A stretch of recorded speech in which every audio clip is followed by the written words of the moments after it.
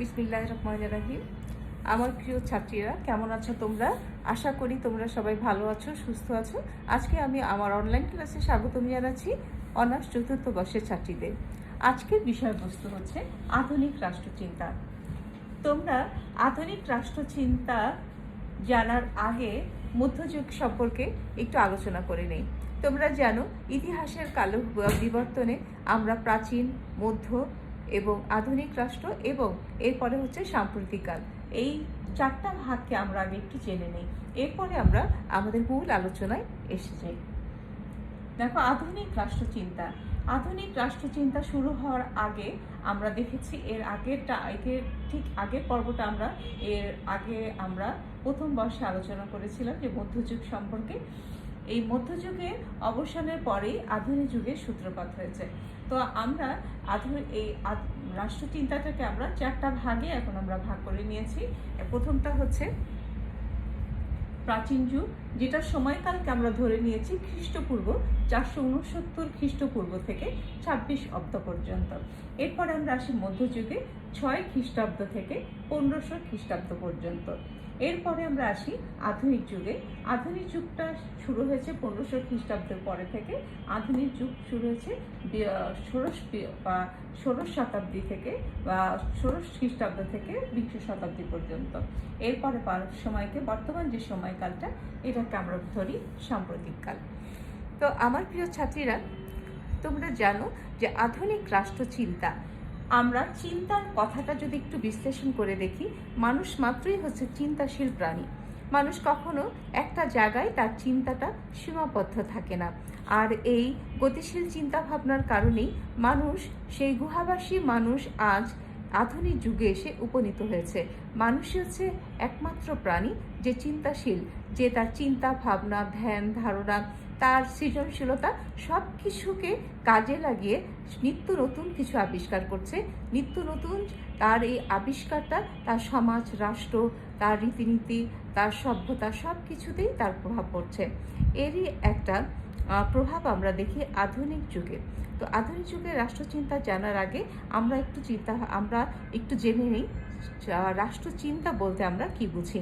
আমরা যদি ওয়েবারের চিন্তা থেকে, ওয়েবারের কথামত, অর্থাৎ ওয়েবার প্রসঙ্গে যিনি বলেছেন, অধ্যাপক ওয়েবার যেটা বলেছেন সেটা নিয়ে আমরা যদি একটু বলি, তাহলে দেখা যাচ্ছে যে রাষ্ট্রচিন্তা হচ্ছে সেই মতবাদ যা রাষ্ট্রের গঠন, প্রকৃতি ও উদ্দেশ্য নিয়ে আলোচনা করে।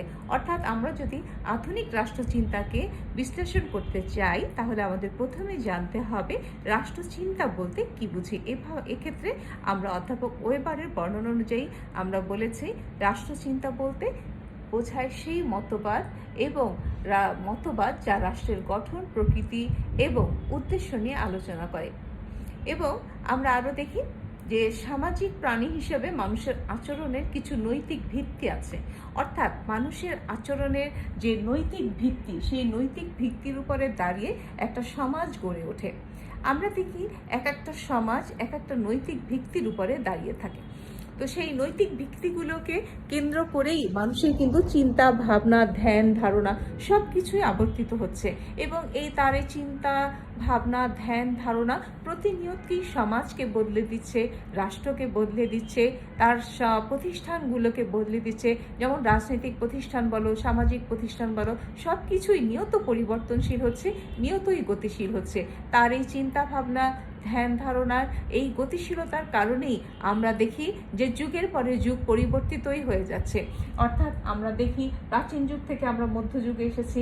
মধ্যযুগের যে চিন্তার ক্ষেত্রে যে একটা সীমাবদ্ধতা ছিল, মধ্যযুগকে আমরা বলেছি কি অরাজনৈতিক যুগ, যেখানে চিন্তা ভাবনা সব কিছুই ধর্মকে কেন্দ্র করেই আবর্তিত হতো, যেখানে নতুন কোনো চিন্তা ভাবনার কোনো অবকাশ থাকতো না। শুধুমাত্র গির্জা বা পোপ বা রাষ্ট্র যেটা বলবে সেটা, তার বাইরে মানুষের চিন্তা ভাবনা করার অধিকার ছিল না। কিন্তু চিন্তাশীল প্রাণীকে কতক্ষণ আর দাবিয়ে রাখা যায়? মানুষ তার চিন্তা ভাবনা, ধ্যান ধারণাকে, তার সমাজকে পরিবর্তন করবেই করবে। অর্থাৎ মানুষের চিন্তাভাবনাটা এতটাই গতিশীল যে তার কতগুলো সামাজিক অবকাঠামোর আওতায় সে আটকে থাকতে পারে না। এটাই আমরা দেখি যে মধ্যযুগের যখন অবসান হয়েছে তখন কি পরিস্থিতিতে অবসান হয়েছে, কোন ধ্যান ধারণাগুলো আমাদের এই মধ্যযুগকে বদলে দিয়ে আধুনিক যুগে এসে আমরা উপনীত হয়েছি, সেটার যদি আমরা বিশ্লেষণ করতে চাই তাহলে আমাদের আধুনিক রাষ্ট্রচিন্তার প্রকৃতি এবং বিষয়বস্তু জানার আগে আমাদের আজকে আলোচনা করতে হবে আধুনিক যুগের বৈশিষ্ট্য।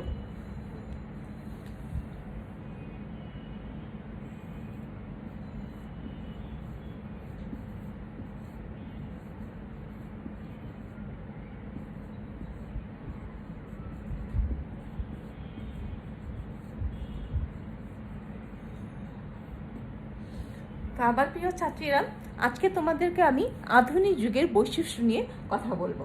অর্থাৎ আধুনিক যুগ কাকে বলে, অর্থাৎ আধুনিক যুগটা কোন সময়কালটা আধুনিক যুগ। অর্থাৎ আমরা দেখি ষোড়শ খ্রিস্টাব্দ থেকে বিংশ শতাব্দী পর্যন্ত, অর্থাৎ ষোড়শ শতাব্দী থেকে বিংশ শতাব্দীর এই সময়কালটাকে আমরা আধুনিক যুগ হিসেবে ধরে নিতে পারি।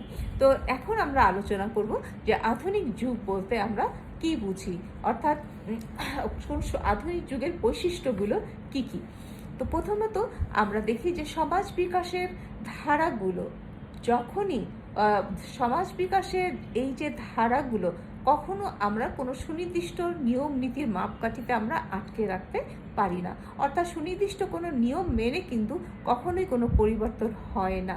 অর্থাৎ আধুনিক যুগের উদ্ভবেরও কতগুলো সুনির্দিষ্ট সময়সীমা নির্ধারণ করা সম্ভব না হলেও আমরা ধরে নিতে পারি পঞ্চদশ শতাব্দীতে পরিষদ আন্দোলনের ব্যর্থতার পরেই ষোড়শ শতাব্দীতে এই যুগের সূচনা হয় এবং আধুনিক যুগের কিছু সাধারণ বৈশিষ্ট্য আমরা আলোচনা করে সেই কী কারণে এই আধুনিক যুগে আমরা উপনীত হয়েছি, কোন চিন্তাধারা ধ্যান ধারণার পরিপ্রেক্ষিতে আধুনিক যুগকে আমরা আধুনিক মধ্যযুগ থেকে আলাদা করতে পেরেছি।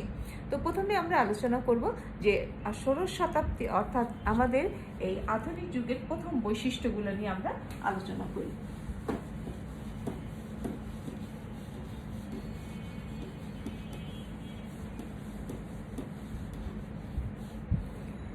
প্রথমত আমরা জানি যে কি মানুষ কখনো এই পরিবর্তনের পেছনে কি রয়েছে, মানুষের ধ্যান ধারণা চিন্তা ভাবনা তার সৃজনশীলতায় কি করছে, আমাদের পরিবর্তনকে এগিয়ে নিয়ে যাচ্ছে।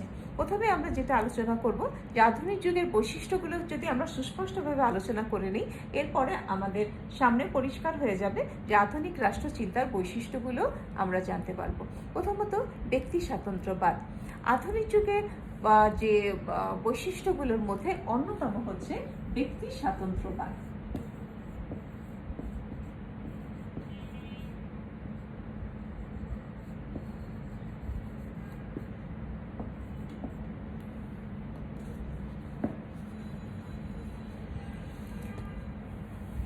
ব্যক্তি স্বাতন্ত্র্যবাদের মূল কথা হচ্ছে ব্যক্তির জন্য রাষ্ট্র, রাষ্ট্রের জন্য ব্যক্তি নয়। আমরা প্রাচীন যুগগুলো যখন আমরা আলোচনা করেছিলাম, অর্থাৎ এখানে আমরা প্লেটো নিয়ে আলোচনা করেছিলাম, তোমাদের খেয়াল আছে কিনা প্রথম বর্ষে, যে প্লেটোকে আমরা সাধারণত বলে থাকি যে প্লেটো এমন একটা ধ্যান ধারণার কথা বলেছেন যেটা হচ্ছে যে রাষ্ট্র, অর্থাৎ প্লেটোকে এজন্য কি বলা হয়, সর্বাত্মকবাদ বলা হয়। অর্থাৎ প্লেটো কিন্তু গুরুত্ব দিয়েছেন যে রাষ্ট্রকে গুরুত্ব দিয়েছেন, ব্যক্তির উপরে রাষ্ট্রকে তিনি প্রাধান্য দিয়েছেন। সেজন্য কিন্তু প্লেটোকে কি বলা হয়, যে তিনি ছিলেন সর্বাত্মকবাদের জনক। অর্থাৎ তার সমস্ত রচনাকেই বলা হয়েছে যে একেবারে সর্বাত্মকবাদের নীল নকশা, অর্থাৎ সমালোচকের দৃষ্টিভঙ্গি থেকে এটা বলা হয়। তো এর বিপরীত অবস্থা হচ্ছে ব্যক্তি স্বাতন্ত্র্যবাদ, অর্থাৎ যেখানে প্লেটো বলেছিলেন যে ব্যক্তি রাষ্ট্রের জন্য সর্বতোভাবে নিজেকে উৎসর্গ করবে, রাষ্ট্রের সার্বিক কল্যাণের জন্য ব্যক্তি সতত চেষ্টা করবে। ঠিক বিপরীত একটা অবস্থা দেখি এখানে এসে, যে ব্যক্তি স্বাতন্ত্র্যবাদে আমরা সেটার বিপরীত একটা অবস্থা দেখতে পাই। এখানে বলা হয়েছে যে ব্যক্তির জন্যই রাষ্ট্র, অর্থাৎ রাষ্ট্রের সামগ্রিক কার্যক্রম পরিচালনা হবে শুধুমাত্র ব্যক্তির কল্যাণকে কেন্দ্র করে। তাহলে আমরা দেখতে পাচ্ছি ব্যক্তি স্বাতন্ত্র্যবাদের মূল কথা হলো ব্যক্তির জন্য রাষ্ট্র, রাষ্ট্রের জন্য ব্যক্তি নয়, অর্থাৎ জনগণই সকল ক্ষমতার উৎস। এখানে ব্যক্তির রাজনীতিক, অর্থনৈতিক, ধর্মীয় স্বাধীনতার প্রয়োজনীয়তার কথা বলা হয়েছে, যেখানে মধ্যযুগে ব্যক্তিকে গির্জার সামন্ত প্রভু রাজার পীড়ন অধীনতা সহ্য করতে হয়েছিল, সেখানে আধুনিক যুগের আবির্ভাবের ফলে ব্যক্তি স্বাতন্ত্র্যবাদ অর্থাৎ ব্যক্তির যুক্তিবাদিতা, স্বাধীনতা এবং রাজনৈতিক সচেতনতা বৃদ্ধি পায়। তাহলে আমরা দেখতে পাচ্ছি যে সবার উপরে কি হচ্ছে, মানুষ, অর্থাৎ সবার উপরে ব্যক্তিকে প্রাধান্য দেওয়া। এখন আমি এখানে প্রশ্ন করি, যারা বলে থাকেন যে না, ব্যক্তি সর্বতোভাবে রাষ্ট্রের জন্য উৎসর্গীকৃত হবে, কিন্তু কথা হচ্ছে যে ব্যক্তি রাষ্ট্র দুটো কিন্তু একে অপরের পরিপূরক। ব্যক্তি যদি রাষ্ট্রের জন্য সর্বতোভাবে নিজেকে উৎসর্গ করে, সেখানে কিন্তু রাষ্ট্র যদি কাজ করে, রাষ্ট্র হচ্ছে একটা ইট কাঠ দেওয়ালের একটা পাথর না, রাষ্ট্রের একটা অংশই হচ্ছে কিন্তু ব্যক্তি। আমরা বলে থাকি যে রাষ্ট্রের 4টা গুরুত্বপূর্ণ উপাদান আছে, তার মধ্যে একটা হচ্ছে কি, জনগণ থাকতে হবে, সেখানে সরকার থাকবে, সেখানে একটা ভৌগোলিক অবস্থান থাকবে এবং সার্বভৌমত্ব থাকবে। এই 4-এর সম্মিলনই কি হচ্ছে, রাষ্ট্র হচ্ছে। কিন্তু এখানে যদি ব্যক্তি স্বাতন্ত্র্যবাদের বিপরীত অবস্থা আমরা দেখি, সর্বাত্মকবাদের কথা যদি বলি, যারা সর্বাত্মকবাদের প্রসঙ্গে কথা বলেছেন, তারা বলেছেন কি যে না, ব্যক্তি সর্বতভাবে রাষ্ট্রের জন্য উৎসর্গীকৃত হবে, কিন্তু ব্যক্তি কিন্তু রাষ্ট্রের জন্য কাজ করবে, কিন্তু ব্যক্তির জন্য করা হবে না, এমনটা কিন্তু সুস্পষ্টভাবে বলা নেই। তো সেক্ষেত্রে আমরা এই বিষয়টাকে একেবারেই সমালোচক দৃষ্টিতে যদি আমরা নাও দেখি, তাহলে আমরা একটু অন্যভাবে বিশ্লেষণ করে দেখতে পারি যে ব্যক্তি স্বাতন্ত্র্যবাদ যে বলেছে কথাটা, সেটা কিন্তু একেবারে রাষ্ট্রের বিপরীতেই বলে নাই। আমরা যদি এভাবে ধরে থাকি যে প্লেটো যেটা বলেছেন যে সর্বাত্মকবাদকে যদি আমরা হিসাবে ধরি, তাহলে রাষ্ট্র কিন্তু কি হচ্ছে, রাষ্ট্রের একটা অংশ কিন্তু হচ্ছে জনগণ। তাহলে আমরা যদি রাষ্ট্রের জন্য করি, আলটিমেটলি কিন্তু জনগণ উপকৃত হবে, রাষ্ট্র উপকৃত হবে, অর্থাৎ দুইয়ের একটা মধ্যবর্তী অবস্থান নিয়ে কিন্তু আমরা চিন্তা ভাবনা করে দেখতে পারি। এরপরে আধুনিক যুগের আরেকটি অন্যতম বৈশিষ্ট্য হচ্ছে রেনেসাঁ আন্দোলন। এখানে ব্যক্তির বুদ্ধির মুক্তির আন্দোলনের কথা আমরা যদি একটু দেখি, যে ব্যক্তিকে যদি আমরা একটা খুব মণ্ডপকতা, একটা সীমাবদ্ধ চিন্তা ভাবনার মধ্যে আটকে না রেখে তার চিন্তা ভাবনা সৃজনশীলতাকে যদি আমরা স্বাধীনতা দিই, তার চিন্তা ভাবনা করার যদি আমরা একটা মুক্ত পরিবেশ তৈরি করে দিই, তাহলে সেই ব্যক্তি কি করতে পারে, রাষ্ট্রের কল্যাণেই কাজ করতে পারে। কারণ আমরা জানি ব্যক্তির সম্মিলনেই কিন্তু রাষ্ট্রের সৃষ্টি। তাহলে আমরা এখানে দেখি যে রেনেসাঁ আন্দোলন দ্বিতীয়, অর্থাৎ আধুনিক যুগের আরেকটা বৈশিষ্ট্য হচ্ছে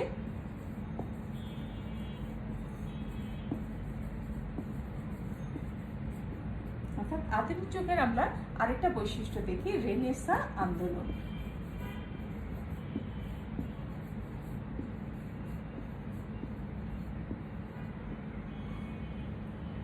রেনেসাঁ অর্থ হচ্ছে পুনর্জাগরণ। শিল্প, সাহিত্য, বিজ্ঞান, কলা, ভাস্কর্য ও সংস্কৃতি চর্চা প্রভৃতি ক্ষেত্রে, অর্থাৎ এর প্রতিটা জায়গায় ইউরোপে যে নবজাগরণ সূচিত হয়, তাকে আমরা রেনেসাঁ বলে থাকি। রেনেসাঁ মধ্যযুগীয় চিন্তা ভাবনা দিয়ে সপ্তদশ শতাব্দীতে মানুষকে জীবনের মূল্যবোধ সম্পর্কে সচেতন করে তোলে। এর ফলে মানুষের চিন্তা চেতনা প্রসারিত হয়, জীবন সম্পর্কে মানুষের দৃষ্টিভঙ্গি নতুন নতুন রূপ লাভ করে। রেনেসাঁ সম্পর্কে অধ্যাপক নেয়ার বলেন, রেনেসাঁ হচ্ছে সেই নতুন আদর্শের প্রচারণা যা পুরোপুরি মধ্যযুগীয় ব্যবস্থার অবসান ঘটিয়ে সপ্তদশ শতাব্দীতে নতুন পৃথিবীর সূচনা ঘটায়। আধুনিক যুগের বিকাশ বা গতিধারা নির্ধারণে রেনেসাঁ আন্দোলনের ভূমিকা অত্যন্ত গুরুত্বপূর্ণ। অর্থাৎ মধ্যযুগে যেখানে চিন্তার স্বাধীনতা ছিল না, সেখানে আধুনিক যুগে এসে মানুষ তার চিন্তা ভাবনা সৃজনশীলতার দ্বারা নতুন নতুন চিন্তার ক্ষেত্রগুলো, অর্থাৎ বিজ্ঞান, কলা, সাহিত্য সবগুলো ক্ষেত্রে তার নতুনত্ব, তার সৃজনশীলতার বিকাশ ঘটানোর স্বাধীনতাটা পায়। এই যে মানুষের চিন্তা ভাবনা, এগুলোকে যদি আমরা তার সৃজনশীলতার, তার প্রতিভা সবগুলো ক্ষেত্রকে আমরা যদি তার বিধিনিষেধের বেড়াজালে যদি আমরা আবদ্ধ করে ফেলি, তাহলে কখনই নতুন যুগের সূচনা হবে না, কখনই নতুন নতুন যুগের বা নতুন নতুন চিন্তা চেতনা বা নতুন নতুন ক্ষেত্র আমরা খুঁজে পাবো না। তাহলে আমরা দেখতে পাই এই চিন্তা তার শিল্প, সাহিত্য, বিজ্ঞান, কলা, ভাস্কর্য, সংস্কৃতি প্রভৃতি ক্ষেত্রে ইউরোপে কি হয়, এক নবজাগরণ সূচিত হয়, যাকে আমরা রেনেসাঁ বলে থাকি। অর্থাৎ মানুষ যেখানে শিল্প সাহিত্যের ক্ষেত্রে মানুষ আগে একটা কাল্পনিক চিন্তা ভাবনা করতো। যেমন ধরো আগে মানুষ কি করতো, যে কখনো যদি কোনো ছবি আঁকতো তাহলে সে একটা অতি প্রাকৃতিকভাবে চিন্তা করতো যে একটা মানুষের খুব সুন্দর নিটোল চোখ থাকবে, খুব সুন্দর তার অবয়ব থাকবে, সেখানে কোনো ভূত থাকবে না, নিখুঁত একটা অবয়ব হবে। অর্থাৎ মানুষ তার কল্পনার জগৎ থেকে তার শিল্প সাহিত্যকে বিকাশ করার চেষ্টা করতো। কিন্তু আধুনিক যুগে এসে বাস্তবতার নিরিখে সে একটা চিন্তা করে যে না, বাস্তবে মানুষ আসলে কীরকম হবে, বাস্তব মানুষের সৌন্দর্যটা কীরকম হবে, বাস্তবের যে প্রকৃতি আছে, গাছ আছে, আকাশ আছে, এগুলো কি হবে, এই বাস্তবের মধ্যেই তো আমরা অনেক সৌন্দর্যের সন্ধান পাই। আমরা অতি প্রাকৃতিকভাবে অর্থাৎ অতীন্দ্রিয় কেন চিন্তা ভাবনা করব? অর্থাৎ চিন্তা ভাবনার ক্ষেত্রে বাস্তবকে ভিত্তি হিসাবে বাস্তবতার ভিত্তিতেই মানুষের চিন্তা ভাবনা করেছে। বাস্তব উপকরণগুলো দিয়েই মানুষ কিভাবে তার নতুন যুগের বা নতুন ধ্যান ধারণা বা নতুন কিছু কি আবিষ্কার করবে সেটা নিয়ে মানুষ চিন্তা ভাবনা করেছে। সেই জন্য বলা হয় রেনেসাঁ হচ্ছে বাস্তবতার অর্থাৎ বাস্তব ভিত্তিক একটা চিন্তা ভাবনার একটা ক্ষেত্র বা একটা সুযোগ সে তৈরি করে। অর্থাৎ বাস্তবতাকে কেন্দ্র করেই মানুষের চিন্তা ভাবনা, ধ্যান ধারণাগুলো বিকশিত হয় এবং এখান থেকেই মানুষের নতুন নতুন কিছু সৃজন করার সুযোগ তৈরি হয়। এরপরে আমরা দেখি যুক্তির যুগ। আমরা মধ্যযুগকে আমরা পুরোপুরি দেখি কি যে এখানে মধ্যযুগ হচ্ছে একেবারেই মানে ধর্মকেন্দ্রিক। অর্থাৎ এখানে ধর্মটা যে খুব খারাপ বিষয় তা না, কিন্তু কথা হচ্ছে যে গির্জার পোপ যতটুকু তাদেরকে ধর্মীয় গ্রন্থ পড়ার অনুমতি দিত তার বেশি কিন্তু মানুষ পড়তে পারতো না বা তার বেশি কিন্তু মানুষ জানতে পারতো না। সেক্ষেত্রে আমরা দেখি যে মধ্যযুগে চিন্তার ক্ষেত্রে যে স্থবিরতা বা একটা আবদ্ধ একটা অবস্থা ছিল, সেই যুগটাকে অতিক্রম করে কিন্তু মানুষ আধুনিক যুগে উপনীত হয়েছে। তার স্বাধীন চিন্তা বা যুক্তির মধ্যে দিয়ে মানুষ বিচার বিশ্লেষণের ক্ষমতা পেয়েছে, জানতে পেরেছে কোনটা ভালো কোনটা মন্দ। এই যে কিন্তু এর আগে কিন্তু রাষ্ট্র বা ধর্ম সম্পর্কে স্বাধীনভাবে বিচার বিশ্লেষণের কোনো সুযোগই ছিল না। রেনেসাঁ সংস্কার আন্দোলন বা সর্বোপরি আমরা দেখি ইহলৌকিক এবং বিজ্ঞানের বাস্তবতা মানুষের মনের ক্ষেত্রে একটা নতুন দৃষ্টিভঙ্গির প্রকাশ ঘটায়, যা হলো যুক্তিবাদ। অর্থাৎ যুক্তি নিরীক্ষে অন্ধ বিশ্বাস বা অন্ধ চিন্তা চেতনাকে বাদ দিয়ে মানুষ বাস্তবতা বা যুক্তি নিরীক্ষে মানুষ চিন্তা ভাবনা করার একটা অবকাশ পায়। এরপর হচ্ছে ধর্মনিরপেক্ষতা। আধুনিক যুগের একেবারে ঠিক বিপরীত একটা অবস্থা হচ্ছে ধর্মনিরপেক্ষতা। অর্থাৎ মধ্যযুগে যেখানে কি ছিল, ধর্মই সবকিছু ছিল, মানুষের চিন্তা ভাবনার সবকিছুই ধর্মকেন্দ্রিক ছিল। অর্থাৎ ধর্মের এতটা বিশাল প্রভাব ছিল যেখানে মানুষের কোনো নতুন কোনো চিন্তা করার সুযোগ ছিল না। ঠিক মধ্যযুগের একটা বিপরীত অবস্থায় হচ্ছে কি ধর্মনিরপেক্ষতা, যেখানে ধর্ম একটা গভীরভাবে একটা মানুষের চিন্তা ভাবনাকে আচ্ছন্ন করে রেখেছিল। তার একটা বিপরীত অবস্থা আমরা দেখতে পাই আধুনিক যুগে এসে দেখতে পাই ধর্মনিরপেক্ষতা। অর্থাৎ মধ্যযুগে যেখানে ধর্ম একেবারে অত্যাবশ্যকীয় একটা বিষয় ছিল, ধর্মের বাইরে মানুষ চিন্তা ভাবনা করার স্বাধীনতাই ছিল না, ঠিক তেমনি তার বিপরীত একটা অবস্থা আমরা এসে দেখি ধর্মনিরপেক্ষতাকে। মধ্যযুগের শেষ পর্যায়ে এই অবস্থাটা শুরু হয় মধ্যযুগে ঠিক শেষ পর্যায়ে। ধর্মনিরপেক্ষতার চিন্তার সূচনা লক্ষ্য করা যায়। আধুনিক চিন্তাধারাকে মধ্যযুগীয় চিন্তাধারা থেকে স্বতন্ত্র বৈশিষ্ট্য দানের ক্ষেত্রে অন্যতম বিষয় হলো ধর্মনিরপেক্ষতা। অর্থাৎ আমরা যেখানে দেখি যে মধ্যযুগের সমাজ ও রাষ্ট্রচিন্তা থেকে ঈশ্বরকে কেন্দ্র করে আবর্তিত হতো, আধুনিক যুগের চিন্তাধারা সেখানে বহুলাংশে ইহলৌকিক বলতে আমরা দেখি যে এই পার্থিব জগৎকে কেন্দ্র করে, এই পার্থিব জগতে কি আছে, যেমন ধরো এর একটা মধ্যযুগে এতটাই বাড়াবাড়ি ছিল বা ধর্ম নিয়ে এতটাই বাড়াবাড়ি ছিল, এতটাই মানুষের উপরে এটা নিপীড়ন চালিয়েছে যে ধর্ম থেকে মানুষ বিমুখ হয়ে গেছে। এটাও কিন্তু একটা খারাপ দিক। অর্থাৎ মধ্যযুগে যতটা নিপীড়ন ছিল ধর্মীয় কারণে, এটি অর্থাৎ মানুষ কিন্তু কোনো একটা অবস্থায় খুব বেশি দিন আবদ্ধ থাকতে চায় না, কারণ নতুনত্ব বা বৈচিত্র্য হচ্ছে মানুষের স্বাভাবিক প্রবণতা। সেই জন্য ধর্মকেন্দ্রিক চিন্তাভাবনা বা ধর্মীয় গোড়ামির ব্যাপারে মানুষ এতটাই বিরূপ মনোভাব পোষণ করে বা এতটাই সে অধৈর্য হয়ে যায় বা এতটাই সে নিপীড়নের শিকার হয়ে যায় যে ধর্ম জিনিসটার উপরেই মানুষের একটা চলে আসে। অর্থাৎ ধর্ম ব্যাপারে মানুষের একটা বিতৃষ্ণা ভাব চলে আসে। অর্থাৎ যেখানে দেখা যাচ্ছে যে ধর্ম মানুষের সমগ্র জীবনকে আচ্ছন্ন করেছে, সমগ্র জীবনে মানুষের উপর একটা গুরুত্বপূর্ণ প্রভাব ফেলে, তার একটা বিপরীত অবস্থায় নিয়ে এসেছে ধর্মনিরপেক্ষতা। এবং সেই এটা এসে অর্থাৎ যখন থেকে এটা হয়েছে তখন থেকে আমরা এটাকে আধুনিক যুগ হিসেবে চিহ্নিত করতে পারি। অর্থাৎ এভাবে ধর্মনিরপেক্ষতা রাষ্ট্রচিন্তাকে আধুনিক ভাবধারায় গড়ে উঠতে সাহায্য করে।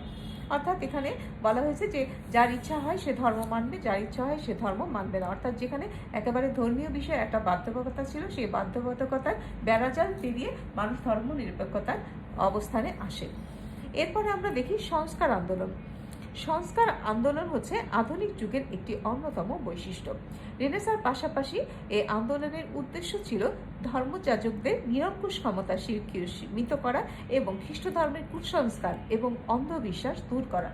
ধর্ম অবশ্যই একটা ভালো জিনিস, কারণ ধর্ম মানুষকে পরিশীলিত করে, তার নৈতিকতা বোধকে সে জাগ্রত করে, তার ন্যায় অন্যায় বোধকে শানিত করে। কিন্তু কথা হচ্ছে এই ধর্মের মধ্যেই যদি ধর্মীয় কুসংস্কার এবং গোঁড়ামি মানুষের উপরে নিপীড়ন চালায়, তখন সঙ্গত কারণেই কিন্তু মানুষ কি হয়ে যায়, সে ধর্মের উপরে বিরূপ মনোভাব চলে আসে। এই জন্য এই সংস্কার আন্দোলনটা অনিবার্য হয়ে ওঠে। সেজন্য আমরা দেখি যে ক্যাথলিক ধর্মের বিরুদ্ধে পরিচালিত এই আন্দোলনের নাম ছিল কি, রিফরমেশন বা সংস্কার আন্দোলন। অর্থাৎ এখানে পোপের বা ধর্মযাজকদের একচ্ছত্র আধিপত্য থেকে বের হয়ে মানুষ স্বাধীনভাবে তার ধর্ম পালনের জন্য সে উদ্গ্রীব হয়ে যায়। অর্থাৎ এখানে আমরা দেখি মার্টিন লুথার, ক্যালেজিন প্রমুখ সংস্কারবাদী আন্দোলনের সংস্কারবাদী চিন্তাবিদগণ রাষ্ট্র এবং গির্জার মধ্যে একটি সমন্বয় সাধনের চেষ্টা করেন। ফলে মধ্যযুগীয় গির্জার একচ্ছত্র আধিপত্যের পরিবর্তে লোকায়তবাদী চিন্তা ও চেতনার বিকাশ ঘটে। সমগ্র ইউরোপে এই আন্দোলন একটা বিরাট রূপ ধারণ করে। পুরাতন চিন্তা ভাবনা, ধ্যান ধারণা, বিশ্বাস মুছে মানুষ একটা নতুন চিন্তা চেতনার আলোকে উদ্ভাসিত হয়। এরপরে আমরা দেখি ভৌগোলিক আবিষ্কার। আমরা দেখি প্রতিনিয়তই আমরা যদি সেই প্রাচীন যুগ থেকে যদি আমরা আসি, তাহলে আমরা দেখি যে ভৌগোলিক অবস্থার যে পরিবর্তনটা, অর্থাৎ যখন একটা রাষ্ট্র যদি একটা আধুনিক রাষ্ট্রকে যদি আমরা বিশ্লেষণ করি, তাহলে আমরা দেখি যে আধুনিক রাষ্ট্র মোটামুটিভাবে একটা সীমানা নির্ধারণ হয়ে গেছে। কিন্তু আমরা দেখেছি যে সেই প্রাচীন যুগ থেকে মধ্যযুগ পর্যন্ত বিভিন্ন সময় যারা যত প্রভাবশালী ক্ষমতাবান, তারা তাদের পেশি শক্তির জোরে যখন যেই রাষ্ট্র দখল করত, সেই রাষ্ট্রের কাঠামো সেই অধিকৃত যে অধিকারকারী বা যেখানে যে বিজয়ী যে দলগুলো, তারা তাদের রাষ্ট্রীয় কাঠামোটাকে সেভাবে বা সেই ধাঁচেই ঢেলে সাজাতো। কিন্তু আমরা দেখি যে এভাবে ক্রমান্বয়ে বিভিন্নভাবে যুদ্ধ বিগ্রহ প্রভৃতির কারণে আর ভৌগোলিক অবস্থানগুলো প্রতিনিয়তই কিন্তু পরিবর্তন হচ্ছিল। কিন্তু আধুনিক যুগে এসে আমরা দেখি যে ভৌগোলিক আবিষ্কার রাষ্ট্রচিন্তাকে আরও ত্বরান্বিত করেছে। বিভিন্ন দেশে বিভিন্ন বিষয় আবিষ্কারের ফলে মানুষের মধ্যে ভাবের আদান প্রদান হয়েছে, একে অন্যের সাথে জানার এবং বোঝার সুযোগ হয়েছে। কারণটা হচ্ছে যে এই যে আমরা দেখি যে মানুষের সাথে মানুষের যত বন্ধন দৃঢ় হয়েছে, অর্থাৎ মানুষের সাথে যোগাযোগের ব্যাপারটা যখন বেড়েছে, তখন আমরা দেখি যে মানুষের সাথে এই যে পারস্পরিক লেনদেন, আদান প্রদান, মত বিনিময়, এটার ফলে কিন্তু কি হয়েছে, চিন্তা চেতনার ক্ষেত্রগুলো আরও সমৃদ্ধ হয়েছে। এবং এটার একটা আরও একটা অন্যতম কারণ হচ্ছে কি, যে মানুষ কিন্তু তার চিন্তা চেতনা বা তার দক্ষতা দ্বারা, তার সৃজনশীলতা দ্বারা তার যোগাযোগ ব্যবস্থাকেও সে উন্নত করেছে। এবং যোগাযোগ ব্যবস্থা উন্নত করার ফলে ভৌগোলিকভাবে যারা দূরত্বে অবস্থান করছিল, তাদের মধ্যে দূরত্বটা কমেছে, যোগাযোগ ব্যবস্থাটা উন্নত হয়েছে এবং মানুষের ভিতরে মানুষের সাথে মানুষের একটা পারস্পরিক লেনদেন বা বোঝাপড়াটাও সমৃদ্ধ হয়েছে। এবং এই বোঝাপড়া বা লেনদেন সমৃদ্ধ হওয়ার কারণে, ভৌগোলিক নৈকট্য হওয়ার কারণে মানুষের চিন্তা চেতনার ক্ষেত্রে এক বিরাট পরিবর্তন এসেছে এবং মানুষের সাথে যে জনসংযোগের বিষয়টা সেটা আরও সমৃদ্ধ হয়েছে। এরপর আমরা দেখি বৈজ্ঞানিক আবিষ্কার। বৈজ্ঞানিক আবিষ্কার আধুনিক যুগের একটা অন্যতম বৈশিষ্ট্য। নিউটন, গ্যালিলিও, কোপার্নিকাস, ভেসালিয়াস প্রমুখ বিজ্ঞানীগণ তাদের গুরুত্বপূর্ণ আবিষ্কারের মাধ্যমে মানুষের চিন্তা ও চেতনার ক্ষেত্রে গুরুত্বপূর্ণ পরিবর্তন আনতে সাহায্য করেন। অর্থাৎ বিজ্ঞান ও প্রযুক্তির বৈপ্লবিক আবিষ্কার মানুষের চিন্তা চেতনার জগতে মানুষের জীবনে ধ্যান ধারণা বিশ্বাসে যে বিরাট পরিবর্তনের যে পুরো বিরাট এক মানে প্রভাব ফেলেছে, তার ফলে কিন্তু আধুনিক যুগের সূচনাটা আরও গতিশীল হয়েছে, আধুনিক যুগটা আরও গতিশীল হয়েছে। এরপর আমরা দেখি সামাজিক সাম্য প্রতিষ্ঠা। মধ্যযুগের গির্জার অপপ্রচারে বিভ্রান্ত মানুষ সাম্যের ব্যাপারে কোনো মাথা ব্যথাই অনুভব করেনি। অর্থাৎ আমরা দেখি যে সামাজিক সাম্য প্রতিষ্ঠা, অর্থাৎ সাম্য ভিত্তিক সমাজ প্রতিষ্ঠার এই যে ধ্যান ধারণাটা আমরা এখানে দেখি যে আধুনিক যুগে এসে আমরা দেখি যে সমাজতন্ত্রের যারা প্রবক্তা, অর্থাৎ আমরা দেখি মার্কস অ্যাঙ্গেলসের প্রচারণা বা বিভিন্ন সময় চিন্তাবিদদের, যেমন রুশো বলেছিলেন যে সমাজ সব মানুষ স্বাধীনভাবে জন্মগ্রহণ করে, সমাজ সভ্যতা রীতিনীতি মানুষকে পদে পদে শৃঙ্খলিত করে। অর্থাৎ আমরা দেখেছি যে আধুনিক যুগের বিরাট পরিবর্তন হয়েছে মূলত কোনো যুদ্ধ বিগ্রহের মাধ্যমে না, মানুষের জ্ঞানী ব্যক্তিদের চিন্তা ধারা লেখনী এগুলো মানুষের ভিতরে এতটাই প্রভাব ফেলেছে যে মানুষের মনোজগতে এক বিরাট পরিবর্তন এসেছে। আর মানুষের মনোজগতে যখন বিরাট পরিবর্তন হয়ে যায়, মানুষ হচ্ছে এমনই ক্ষমতার অধিকারী, এমনই প্রতিভার অধিকারী, মানুষ এক বিশাল সম্ভাবনা নিয়ে জন্ম নেয় এবং তার এই বিশাল সম্ভাবনা বা বিশাল প্রতিভা তার সমাজ সভ্যতা তার পারিপার্শ্বিক অবস্থান প্রভৃতির দ্বারা প্রভাবিত হয়ে সে এক অভাবিত উন্নয়ন ঘটাতে পারে। এরই বাস্তব প্রমাণ হচ্ছে আধুনিক যুগ। অর্থাৎ মানুষ যখন কি করেছে যে অর্থাৎ এলিট যুগকে অতিক্রম করে, অর্থাৎ সেই পুরাতন রাজা অর্থাৎ আমরা রাজতন্ত্রের বেড়াজাল পেরিয়ে মানুষ শোষণ অবিচারের সেই প্রাচীর ছিন্ন করে মানুষ সাম্যের দিকে এগিয়ে গেছে। মানুষ বুঝেছে মানবতার কথা, মানবতার জয়গান গিয়েছে, সাম্যের জয়গান গিয়েছে। তাই মানুষ মানবতা ভিত্তিক সাম্যভিত্তিক নতুন এক সমাজ সৃষ্টির প্রত্যয় আধুনিক যুগের সূচনা করেছেন। অর্থাৎ মানুষই কোনো কিছুর সূচনা করে, মানুষই নতুন কিছু আবিষ্কার করে, মানুষ তার ধ্যান ধারণা বদলায় দেখেই সমাজ বদলায়। মানুষের সাথে এই সমাজ পরিবর্তনের একটা গূঢ় সম্পর্ক রয়েছে, একটা নিবিড় সম্পর্ক রয়েছে। এরপরে আমরা বলতে পারি যে জাতি রাষ্ট্রের ধারণা। মধ্যযুগের অবসানের আরেকটা কারণ হচ্ছে কি আধুনিক জাতি রাষ্ট্রের সৃষ্টি। অর্থাৎ আমরা যদি ম্যাকিয়াভেলিকে এজন্যই আমরা ম্যাকিয়াভেলিকে কি বলে থাকি যে আধুনিক রাষ্ট্রবিজ্ঞানের জনক। অর্থাৎ ম্যাকিয়াভেলি প্রথমে জাতি রাষ্ট্রের কথা বলেছেন। অর্থাৎ এরপরের ক্লাসে তোমাদেরকে আমি ম্যাকিয়াভেলি সম্পর্কে আলোচনা করব। এখন তাহলে আমরা দেখি যে আধুনিক যুগের আরেকটা অন্যতম বৈশিষ্ট্য হচ্ছে কি জাতি রাষ্ট্রের ধারণা। মধ্যযুগের শেষ পর্যায়ে জাতিবাদ এবং জাতিভিত্তিক রাষ্ট্রের ধারণা প্রবল এবং ব্যাপকতর হতে থাকে। ম্যাকিয়াভেলি আধুনিক ইউরোপের রাষ্ট্রচিন্তার প্রথম প্রবক্তা হিসাবে এই পরিবর্তনের ধারাকে অক্ষুণ্ণ রাখেন।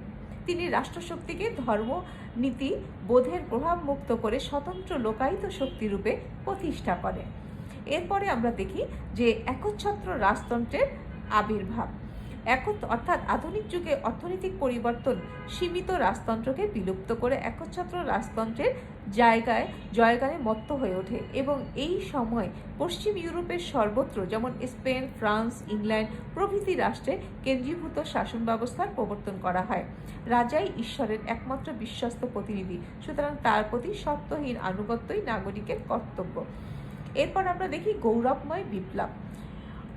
1668 সালে ইংল্যান্ডে গৌরবময় বিপ্লব সমাজ জীবনে এক বৈপ্লবিক পরিবর্তন আনে। এই বিপ্লবের ফলে শক্তিশালী রাজশক্তির বিরুদ্ধে পার্লামেন্টের বিজয় সূচিত হয়। আমরা ইংল্যান্ডে এটা লক্ষ্য করি, জনগণের অধিকার এবং স্বাধীনতার ক্ষেত্রে নতুন অবস্থার সৃষ্টি হয়। এই বিপ্লবের মধ্য দিয়েই একটি উদারবাদী চিন্তা ভাবনার প্রসার ঘটে। সুতরাং আধুনিক যুগের একটা বিকাশে গৌরবময় বিপ্লবের প্রভাব ছিল খুবই গুরুত্বপূর্ণ। এরপরে আমরা আরেকটা দেখি শিল্প বিপ্লব। এই শিল্প বিপ্লবটাই আমরা শিল্প বিপ্লব নিয়ে যদি আমরা চিন্তা করি বা এটা নিয়ে যদি আমরা কথাবার্তা বলতে চাই তাহলে আমাকে আরেকটা ক্লাস নিতে হবে।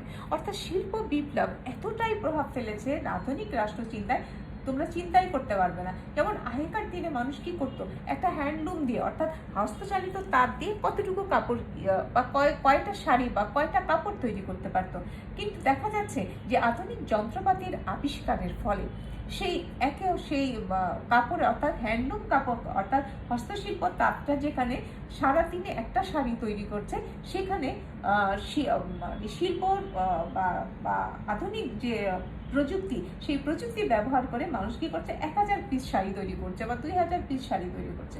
কিন্তু দেখা যাচ্ছে কি, এই যে অভাবিত শিল্পের উন্নয়ন বা প্রসার, এটা মানুষের জীবনকে এতটাই গতিশীল করেছে যে সে মধ্যযুগীয় ধ্যান ধারণা থেকে বাইরে এসে সে নতুনভাবে বাঁচতে শিখেছে, নতুনভাবে তার চিন্তা ভাবনার ক্ষেত্রগুলো প্রসারিত হয়েছে। অর্থাৎ দেখা যাচ্ছে যে শিল্প অর্থাৎ আধুনিক যুগের বিকাশে অষ্টাদশ শতকের শিল্প বিপ্লব এক যুগান্তকারী প্রভাব বিস্তার করে।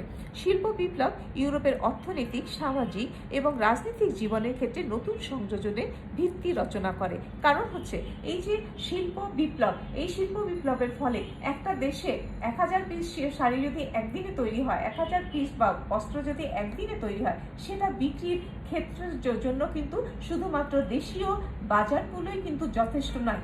এই অতিরিক্ত শিল্পে উৎপাদিত দ্রব্যগুলো বাইরের রাষ্ট্রে যদি সে বাইরের ভূখণ্ডে অন্যত্র যদি সে বাজারজাত করতে যায়, তাহলে তাকে কিছু রাজনৈতিক কৌশল অবলম্বন করতে হবে, অর্থনৈতিক কৌশল অবলম্বন করতে হবে। অর্থাৎ এই যে বাড়তি শিল্প অর্থাৎ শিল্পের যে অভাবিত উন্নয়ন, এটাও কিন্তু আমাদের কি করে, অর্থনীতি বা রাজনীতির চিন্তা চেতনার ক্ষেত্রে নতুন একটা ধারার সূচনা করতে সাহায্য করে। এরপর হচ্ছে পুঁজিবাদ। আধুনিক যুগের অন্যতম বৈশিষ্ট্য হচ্ছে পুঁজিবাদ, যা মধ্যযুগে সামন্তবাদের ধ্বংসাবশেষের উপর প্রতিষ্ঠিত। কারণ আমরা দেখি যে শিল্পের উন্নয়নে কিন্তু এই পুঁজিবাদের জন্ম দিয়েছে। প্রথমত আমরা দেখি যে সামন্তবাদ কি কোন অর্থনীতির উপরে প্রতিষ্ঠিত ছিল? সে সামন্তবাদ প্রতিষ্ঠিত ছিল কৃষিভিত্তিক অর্থনীতির উপরে। কিন্তু যে কৃষিভিত্তিক অর্থনীতির জায়গায় যখন শিল্পভিত্তিক অর্থাৎ শিল্পের যে বিকাশ, শিল্পভিত্তিক যে অর্থনীতি, সেই অর্থনীতির বিকাশটার সাথে সাথে আমরা দেখি যে সামন্তবাদের কিন্তু একটা ধস নামে। অর্থাৎ সামন্তবাদীর জায়গায় শিল্প মালিক বা শিল্পের যে শিল্প মালিকরা বা শিল্পের উন্নয়ন যে একটা নতুন একটা পরিবেশ বা আবহ তৈরি করে, সেখান থেকে কিন্তু পুঁজিবাদের জন্ম হয়। তাহলে পুঁজিবাদ আমরা বলতে কি বুঝি? পুঁজিবাদ আমাদের কি করে, যে একটা অর্থনৈতিক একটা কৌশল, সেটা মানুষের কি করে অর্থাৎ মানুষের অর্থাৎ ব্যক্তির ক্ষেত্রে এটাকে প্রাধান্য দেওয়া হয়। অর্থাৎ ব্যক্তি কতটুকু ভোগ করবে, কতটুকু সে বিনিয়োগ করবে, কতটুকু উৎপাদন করবে, কতটুকু সে শ্রমিককে মজুরি দেবে, সব কিছু ব্যক্তির স্বাধীনতার উপরে নির্ভর করে। অর্থাৎ ব্যক্তি স্বাধীনভাবে এই ক্ষেত্রগুলোতে তার চিন্তা ভাবনা, তার ধ্যান বা তার প্রতিভা এগুলোকে বিনিয়োগ করে, তার সৃজনশীলতাকে বিনিয়োগ করে সে যাতে উত্তরোত্তর সে আরো সমৃদ্ধি ঘটাতে পারে নিজের, সেটার একটা স্বাধীনতা আমরা দেখি পুঁজিবাদে দেওয়া হয়। তাহলে আমরা দেখতে পাচ্ছি যে পুঁজিবাদের সর্বোচ্চ পর্যায় হচ্ছে সাম্রাজ্যবাদ। অর্থাৎ পুঁজিবাদের প্রয়োজনেই সাম্রাজ্যবাদের কিন্তু সৃষ্টি হয়েছিল, যা আধুনিক যুগে মানুষের সামগ্রিক চিন্তা ভাবনার ক্ষেত্রে এক বিরাট পরিবর্তন আনে। এরপর হচ্ছে আমরা দেখি আধুনিক যুগের আরেকটা বিষয় হচ্ছে সাম্রাজ্যবাদ। সাম্রাজ্যবাদ মূলত পুঁজিবাদের স্বাভাবিক পরিণতি। আমরা আগের পয়েন্টে বলেছি যে পুঁজিবাদের কারণেই কিন্তু কি হয়েছে, যে তার শিল্প বা সম্প্রসার, মুনাফার অতিরিক্ত মুনাফা, এগুলো অর্জনের জন্যই এই স্বাভাবিক কারণেই কিন্তু সাম্রাজ্যবাদের জন্ম হয়েছে। অর্থাৎ সে অন্য রাষ্ট্রের বাজার দখলের জন্য যেমন ধরো আমরা ইস্ট ইন্ডিয়া কোম্পানির কথা বলি। ইস্ট ইন্ডিয়া কোম্পানি একবার ভারতীয় উপমহাদেশে এসেছিল না, তারা রাজ্য জয় করে গেছে বা তারা এখানে তাদের বাজার সম্প্রসারণ করে গেছে। অর্থাৎ বাণিজ্যের প্রয়োজনেই কিন্তু দেখা গেছে কি সাম্রাজ্যবাদের বিকাশ ঘটেছে। এরপরে হচ্ছে আমরা দেখি সমাজতন্ত্রবাদ। সমাজতন্ত্রবাদ সারা বিশ্বে এক অভূতপূর্ব সারা জায়গায়। আমরা জানি সমাজতন্ত্রবাদ কিন্তু হচ্ছে আমাদের শিল্প বিপ্লবের একেবারে একেবারে বিপরীত প্রতিক্রিয়া হিসেবেই জন্ম হয়েছে। কারণ শিল্প বিপ্লবের ফলে যে শোষণ নির্যাতন নেমে এসেছে শ্রমিকের উপরে, অর্থাৎ শিল্পের যে মালিক তাদের যে অতিরিক্ত মুনাফা করার তাদের যে বাজারজাত করার যে লোভ, অর্থাৎ এই শিল্পকে কাজে লাগিয়ে তারা তাদের যে উত্তরোত্তর উন্নয়ন ঘটানোর যে তাদের যে একেবারে সার্বিক প্রচেষ্টা, এই সার্বিক প্রচেষ্টার বিপরীতে আমরা দেখি সমাজতন্ত্রবাদের জন্ম হয়। কারণ এই শিল্প বিপ্লব বা শিল্প মালিকদের এই অতিরিক্ত মুনাফা লোভের কারণে আমরা দেখি শ্রমিকের শোষণ শুরু হয়, অর্থাৎ শ্রমিক মালিকের যে দ্বন্দ্বটা শুরু হয় তার বিপরীতে আমরা দেখি সমাজতন্ত্রবাদের জন্ম হয়েছে। সমাজতন্ত্রবাদ এইসব পুঁজিবাদী মালিকের বিপরীতে দাঁড়িয়ে তারা শ্রমিকের শোষণের বিরুদ্ধে কথা বলেছে। সেজন্য সমাজতন্ত্রবাদ সারা বিশ্বময় একটা ব্যাপক পরিবর্তন, একটা মানুষের চিন্তার জগতে একটা ব্যাপক পরিবর্তন এনে দিয়েছে। পরিশেষে আমরা বলতে পারি আধুনিক যুগের সূচনা হচ্ছে মানব ইতিহাসের এক বিরাট অর্জন। তো তোমাদের নেক্সট ক্লাসে আমি আলোচনা করব আধুনিক রাষ্ট্রচিন্তার যে বৈশিষ্ট্যগুলো, সেই বৈশিষ্ট্যগুলো নিয়ে তোমাদের সাথে আমি পরবর্তী ক্লাসে কথা বলবো। এই পর্যন্ত তোমরা সুস্থ থাকো, ভালো থাকো, তোমাদের সাথে আমার আবার দেখা হবে। ধন্যবাদ সবাইকে।